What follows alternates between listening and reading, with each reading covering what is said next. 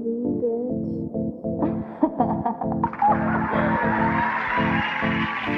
guys, welcome back to my channel, Gabs with Abigail, where we talk about the Bates and the Duggars. So today's segment is actually going to be something a little bit different, not about the Bates and Duggars, but it's going to be called D-List Fundies, where we talk about some of our favorite Fundies who aren't necessarily the Bates or the Duggars, but are on our radar, because I keep up with them too, because a couple of them are a hot mess, honey.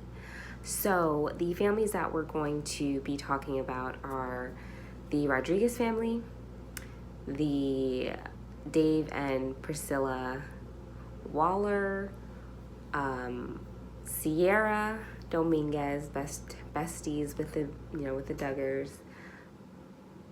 Who else?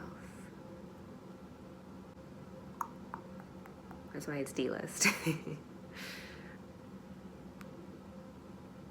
The Caldwells, Kendra's family. We're going to talk about them as well. And also a new family who isn't necessarily like in this circle, but I do like to follow them, and they get kind of like a Fundie side-eye for me, so we'll keep up generally. And that is our tribe of many on YouTube, and they have a Kenyan last name that I do not want to butcher, but also I can't remember it right now, so I'm not going to say whatever. And Mrs. Midwest. We're going to talk about Mrs. Midwest on here. So let's get into it. Let's give a little background for those of you who aren't really deep into the Fundie Kool-Aid, because we're trying to get you there. We're trying to get you deep, deep, deep in the Fundie Kool-Aid. So starting with Priscilla and David Waller. So Priscilla is Anna Duggar's sister. So they grew up together, obviously. But Anna did get married first. So her and David met at a conference, the Journey to the Heart conference, that is an IBLP conference that's for women. And so I can only assume, I think they had some guys there to help out or doing other stuff while they're at the office, but it was the Journey to the Heart thing is a woman-centered like meeting or whatever. And they talk about how first time they met, they didn't, she noticed him, but he didn't really notice her, good little Christian boy. And if you read there on their website, it goes on that like her sister Susanna, who's like the rebel child of these Fundies, since she grew up in that family, had a baby out of wedlock. So Susanna made fun of Priscilla, and whatever response Priscilla gave was so just womanly and sweet, and that David was like, oh my God, I need to wife that. And that's what happened. So, because, in this world, you're not allowed to, as a woman, even though she might have been interested, you're not allowed to act interested. You have to just kind of hope and pray that they pay attention to you. There's a really good podcast about Journey to the Heart and kind of everything that went on in IVLP. And she talks about David and Priscilla and seeing them. And so I would definitely encourage you to watch that, or listen to that. It's really good. It's called The Modesty Files, and I'll leave a link below. But yeah, so their website goes on to talk about how David then, once he decided he was interested, prayed on it, called Priscilla and talked to her father basically and was like, hey, I'm interested in your daughter. What do you think? The rest is history, because now they're married and have 5 kids. Yeah, if Anna has 6, they have 5 kids. They just had a baby. So again, they met in the IBLP world, and they very much still follow those, what is the word? Fundamentalist cult stuff. They really do. Yeah, they have not strayed at all. They're still really deep in it. Let's see, they had that conference over quarantine, and David was basically the host. So it's still on and popping for them with IBLP, with David Gothard life, though of course he's not there anymore. But yeah, they're still very much raising their family like that, raising the kids like that, homeschooled. Dad works, mom is at home, stereotypical stuff that we can see. I do genuinely believe that they are in love or love each other. Yeah, I do genuinely believe that, just because they're both so up into that. They're drinking the Kool-Aid basically. So I do feel like they both are committed to it and love each other for that. I think they're better matched than probably Josh and Anna, but that's just my opinion. I will talk about Josh and Anna in the couples episode. So I just like to keep up with them. Their kids are super cute, but I like to keep up because they're just still so deeply embedded into fundamentalism. The Rodrigues family. So matriarch is Mrs. Jill Rodriguez. Patriarch is, what is that man's name? David Rodriguez. Another David. I didn't even notice that until I just said it out loud. David Rodriguez. And she is white. He is Portuguese. Ooh. They're from upstate New York. Again, she grew up in the kind of, fundamental Christian lifestyle, and her sisters also have like a million kids like she does. But yeah, they have 13 kids and have been married now for 23 years. And they are probably the most interesting out of all the people that we will talk about because they are just so like, in all honesty, it's crazy. In terms of drinking the Kool-Aid, she's mixing it at this point. She's trying to hand out cups and just drinking everybody's cup her damn self. Like, she is a part of a MLM for Plexus. I got into, like, during quarantine, watching all of those anti-MLM, like, videos and stuff like that, because, again, I love cults. So I would definitely recommend watching some of those if you don't understand why. It's like, it's really not crazy that she's in an MLM, because they target exactly women like her. It makes sense. These are people who had a lot of money. I don't know what their financial situation is looking like now. It seems like they're in a place that's more comfortable, but definitely having been traveling missionaries, they have experienced poverty, and you can kind of see it in their kids, how super skinny they are. At this point now, I don't think it's more so the days where they had to go without, because I mean, feeding 13 kids is a lot, and you're not really having a real job of any sort. Like, for me, as one person who has a job, it's difficult to feed me sometimes, like how much that can cost. So I can only imagine like not having a real, like, genuine profession. And that's not to like talk trash on anybody who does missionary work or anybody who's in ministry, but for that to be like your source of income couldn't have been easy. And most of those things, like, they're not successful overnight. It doesn't look like as bad. I don't say like that. Like, I hate even say as bad, but that's why I do think that they kind of got into a place that was more financially comfortable. But like I said, some of her stuff is just crazy. It's just crazy. Like I said, really just into the Kool-Aid. And I mean, in many ways where other people have, Bates and Duggars included, kind of cleaned it up to seem a little bit more commercial. Like certain things within the cult are, within the cult. For them, they have no television show. They don't have, a lot of followers on Instagram. They might have a strong following on Facebook, but we know Facebook is sketchy as hell. Thank you, Mark Zuckerberg, who has to go in front of Congress like every 2 weeks to defend why Facebook is so freaking sketchy. But all like that kind of conspiracy stuff, theory stuff, that stuff that she's willing to post and say loudly, like, this is my ministry, I don't know. But it's really a hot mess. Definitely like admire, or past tense maybe not at this point, the Bates and the Duggars, especially the Duggars. I mean, the Duggars are royalty in that world. They've been the most successful at this conservative scammy shit. So the eldest daughter, Marie, got married to Anna Duggar's brother, and his name is Nathan, and he is the second youngest son. Yeah, so that's like their way jimmying into like the Duggars inner circle, trying to. Right now they're on the precipice. Anna and Josh went to the wedding, honey. I think Josh made like a speech. He was holding Mariella. It was crazy. It's like, oh wow. You can watch it on YouTube. It was long as heck. The quality was not fantastic, and it has a lot of views, which is good. Again, financially, they need the money for 13 kids. But she had posted like, oh my god, so many people watched, thank you.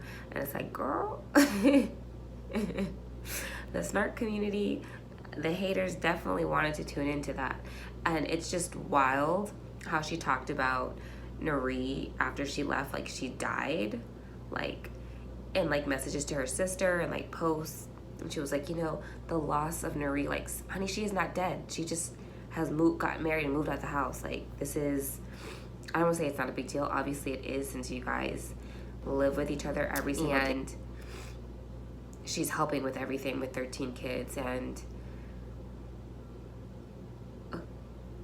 I believe, obviously, that, you know, it was a hard thing for her to move out. Especially, right, you guys travel together all the time.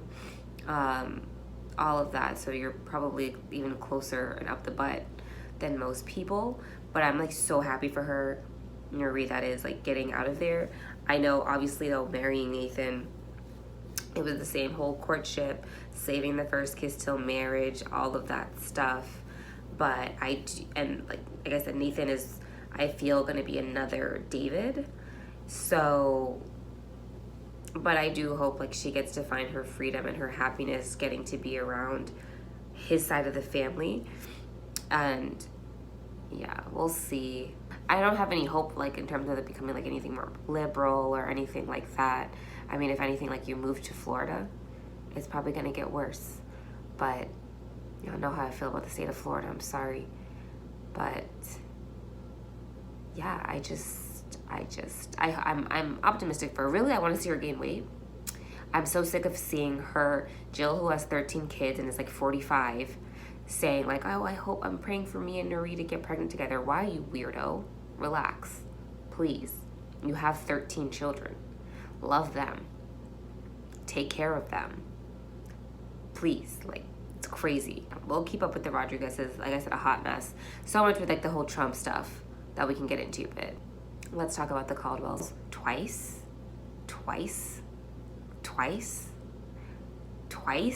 mom and daughter are pregnant together. Like, that's kind of crazy. It's insane. First of all, that she's still fertile. Like, not in a bad way, but I guess she could be that young. It's just wild to me. It's wild. When Kendra had her first baby, her mom was pregnant, and she gave birth like a couple months after. Now Kendra's pregnant with her third baby, and just announced that they are expecting, I think, baby number 9, which is crazy. Like, to be having a baby with your mother, like, that's wild. And they make it seem so normal, and just to me, it's like, it's wild. It's wild, especially just because it's really so much the case that it's not even weird that your mom is still having babies. That shouldn't even be the weird part, because you should have just had more time to be able to have kids, like, to grow up and get married, you know? But yeah, I love the Caldwells, honestly. I do. I don't know what it is. I really like them.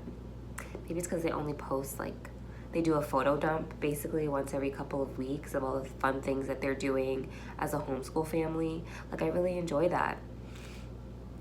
It's just so wholesome. It's just so wholesome, and no scandals, none of that. Pastor Caldwell and I don't remember her name. Christina Caldwell. I love when that happens, when people get married and, like, their first name initial marries their new married name initial. I love when that happens. I don't know why. I just feel like it's, oh my God, it's meant to be. Anyway, yeah. So the Caldwell family, Pastor Caldwell. So this is Kendra's parents. And I think their family pastor, for real, like the Duggars, to some extent. Yeah. Again, very fundamentalist. And it's weird that it's so much more palatable with them compared to, like, the Duggars. I feel like there's something less threatening and, like, misogynist, where Pastor Caldwell kind of seems endearing, whereas Jim Bob Duggar isn't endearing. Yeah, it's almost like the pastor element gives a good facade of when he also is probably patriarchal trash, in the sense of when patriarchy is trash, which is all the time. But I didn't even like them. We see them on the show a bunch. They were in that Christmas episode, which I loved. Kendra's mom is so pretty. She's so pretty. Like, her and apparently his name is Gene. That's crazy to me. Are just really an attractive couple they look really good for their age and for, you know, being white. So yeah, they're really a beautiful couple. Like, her mom is just so pretty. News. So mom is pregnant, Kendra's pregnant, and that Lauren is engaged. We would have never guessed that this was the person she was going to get engaged to. Who the hell is this? We want to know. The streets want to know. So we might have to get on the Fundie Wikipedia and see. The streets want to know who. Like, never seen him before, never heard of him, but I love to see this kind of stuff because it just goes to show you, yes, there's these pockets of deep conservative fundamentalism, honey. Like, so she's getting married, and I feel like he looks so much like her father.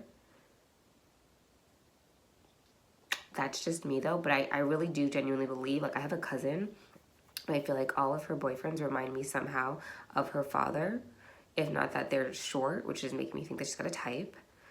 I think it's the short thing. The short thing is really what it is. Like, all of her boyfriends that I've met have been short, and it's just, to me, like, it's because your dad's short, so it's something that you like. Then I have another cousin who, like, I feel like all of her boyfriends have kind of, like, reminded me physically, like, in the face, like, facially, of their father.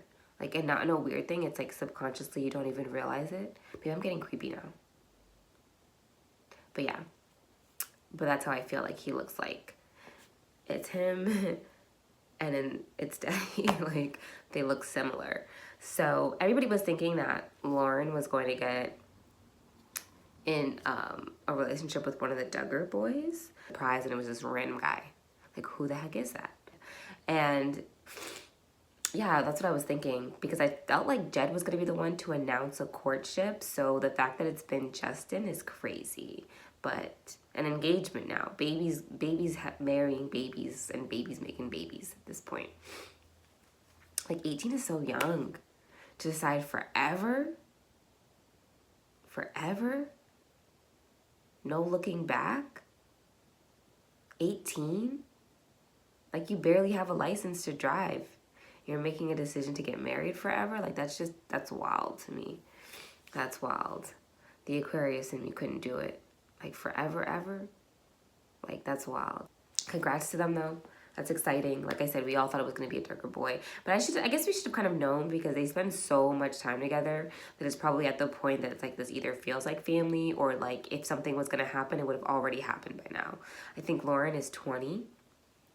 Yeah, because if she's either 20, maybe 21, if Kendra is 23. And 22. That's crazy. She's going to be 22 with 3 kids. 3 kids. Why would her family do that to her? 3 kids. Like, even Michelle and Jim Bob, they didn't have their first baby till 21. So by the time they got to, like, the 3, when they had John and Jana, I want to say they had to have been at least, like, closer to 24, 25. Like, I don't know, 22 that spent, like, all that time pregnant is just crazy to me. It's crazy. It's crazy. But that's what's the kooky stuff that's going on in the fundamental Christian house that is the Caldwell family. So I'm on a tangent. I'm just 22, 3 kids. That's insane. But that's what they feel. That's what she feels is God's call on her life. And I'm not here to judge. It's just from my perspective, and me, it's crazy. Okay, so Our Tribe of Many is a family on YouTube. They've got 10 kids. He is a pastor. They are in Nebraska, which to me is crazy, because I know, when do we ever talk about Nebraska? When I think about Nebraska, like, I know it has to be crazy conservative, because growing up as a child, the radio station my mother would play, like the Christian one, they had one that came out of Nebraska, and I wish I could remember, like, the jingle right now. My mind is just saying Colorado Springs, Colorado. And if you grew up on conservative radio, you know what I'm talking about. But, oh, God. There was one in Lincoln, Nebraska, and I can't remember what it is. But, yeah, so I think they're from the Lincoln area, which is crazy. But, yeah, so I know it's conservative and it's Christian over there, honey. They have 10 kids. Mom homeschools. She used to be a nurse. Like I said, dad is a pastor, and they obviously are all very active in the church. So there are a lot of times when they'll be like, oh, the kids are about to go to youth group, the older kids. Their kids range right now from 18 to 1. She just had a baby last year. Seth, he was the cutest baby. He's so, so cute. Sarah's white and from America, and Solomon, Solo is what they call him, is from Kenya. So again, they have 10 kids, and I'm pretty sure they're following the same kind of like, every child is a blessing from God. We're going to take on as many as God gives us. So if there were, I wouldn't be surprised to hear another pregnancy announcement, but I can see where 10 is probably it, just because she's getting older. So might be slowing down, might not be, because clearly it comes and it goes when it wants to. All of, obviously their kids are mixed, and so of the 5 daughters, and I swear to God, like, none of them have the same hair texture, and I just feel so bad for, like, you poor white woman. Why would God do that to you? Like, not a single one of them has a similar hair texture. Each of them basically needs a different hair routine. Like, some of them, because it'll take on more of the, like, white side, I'm sure it's a little bit more manageable, but for the girls who are kinky, honey, I'm just like, ooh, that's a lot of hair. Ooh. But I would definitely recommend their channel. It's kind of just fun, family wholesomeness. The kids are super cute. It's a good look at a more whitewashed, fundamental conservative. Yeah, I would recommend following them. It's just kind of interesting. It's, like I said, it's cute, family wholesomeness.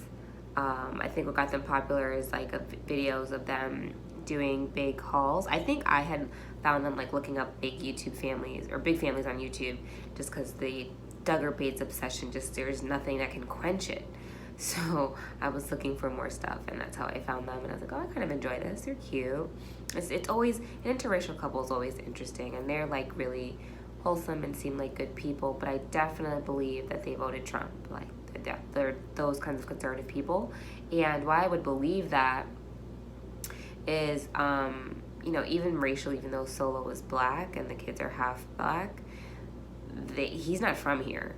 So his whole formed idea of politics is nothing that he grew up in or was raised in, right? So he came here and kind of, you're taught from the circle that you hang out with. And if you're hanging out with conservative Christians, that is your main, that's your camp, that is your base, you're going to agree with that kind of conservatism in your politics. It just makes sense. And then he's a pastor, so I'm sure that there are things biblically that he feels like can be better supported as a Republican. And Nebraska is a red state, like I said. That's why I know Lincoln, Nebraska is from like my childhood listening to Christian radio. But again, follow them for that kind of stuff because it is interesting. And they do Q&As. I haven't watched their last one they did about race, so I might give that a listen and bring that back up for our next Keeping Up with the D-List Fun. So definitely we have to talk about Mrs. Midwest.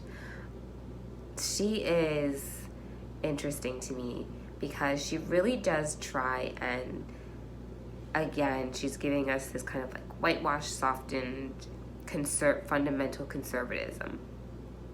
And one, she's not even from here. She's from Canada. So the fact that she calls herself Mrs. Midwest is crazy to me.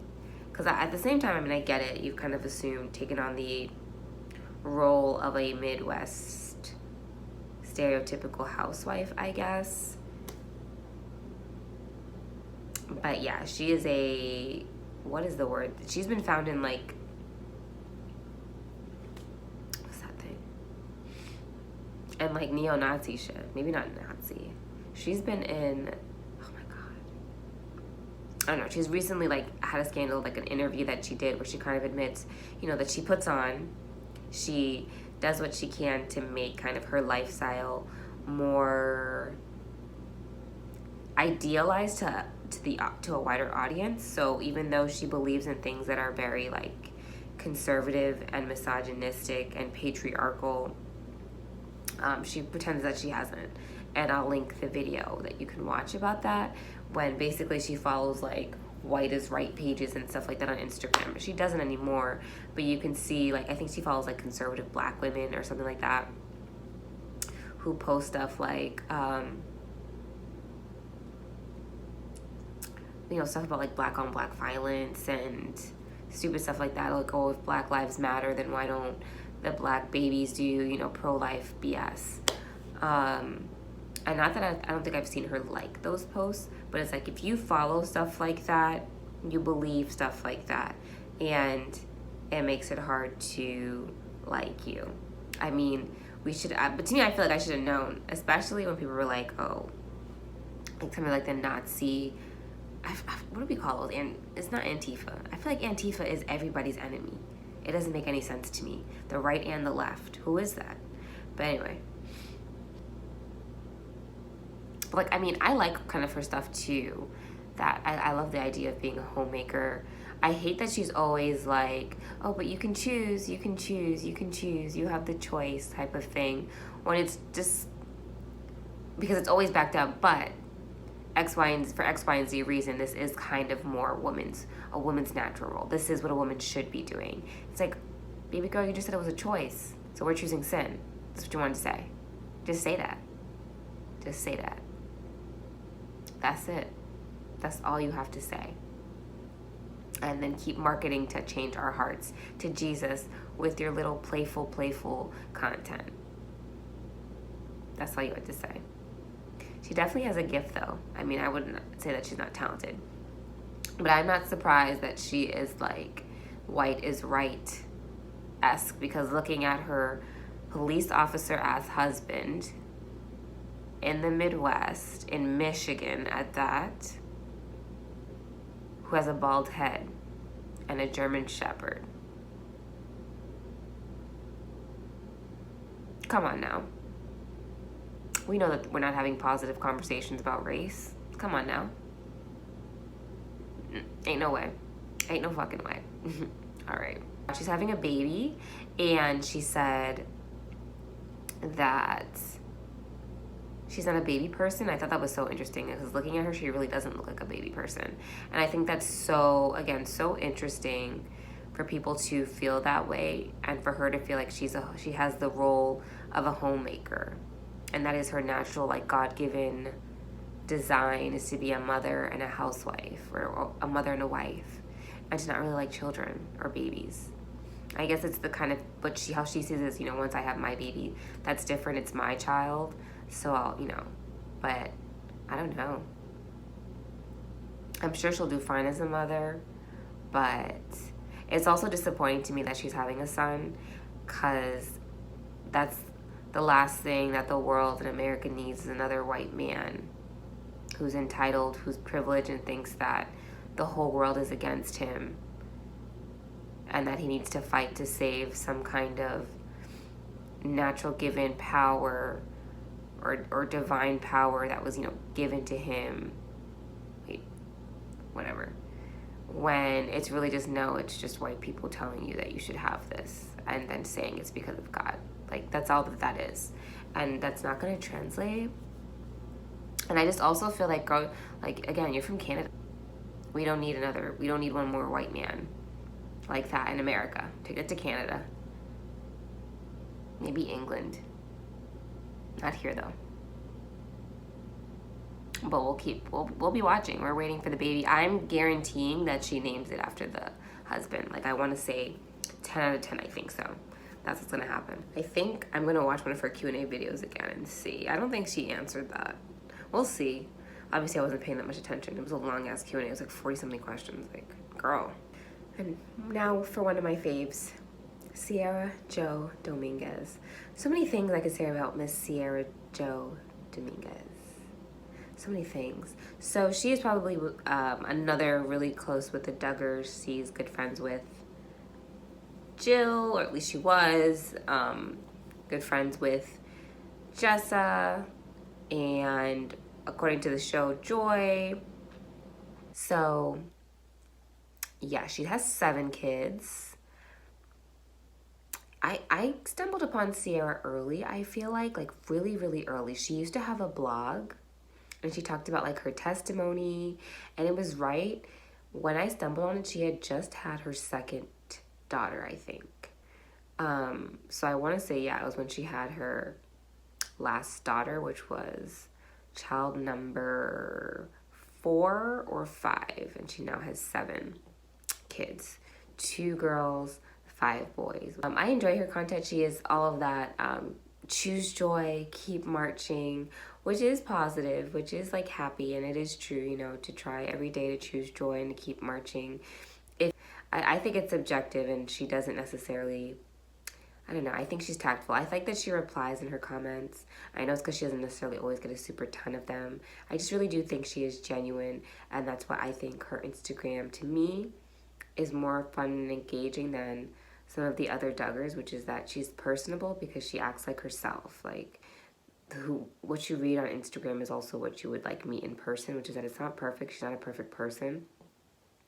Like, if you watch Jessa and Ben's wedding, I think, like one of like leading like that season, Sierra, or it might have, I forget whose wedding it was, but they were like, she was talking about how Ben and Jess wanted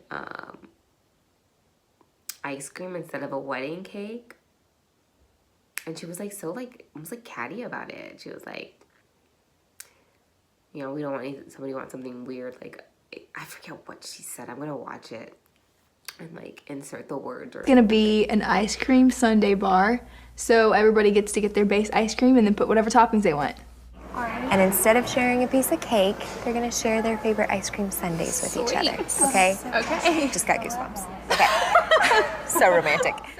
But it was just kind of like along the lines like that's how stupid or how like ridiculous. I was like, well, girl, why would you say that? Why would you say that? You know?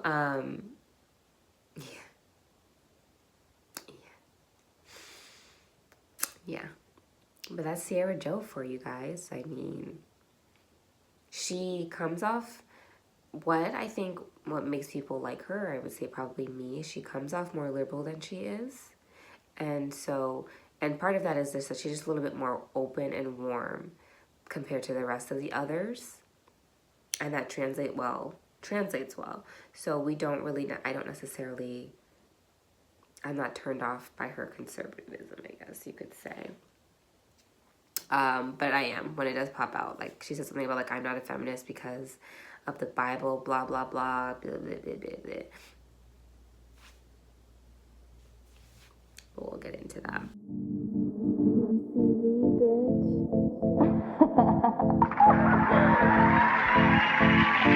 Thank you. Thank you, thank you, thank you.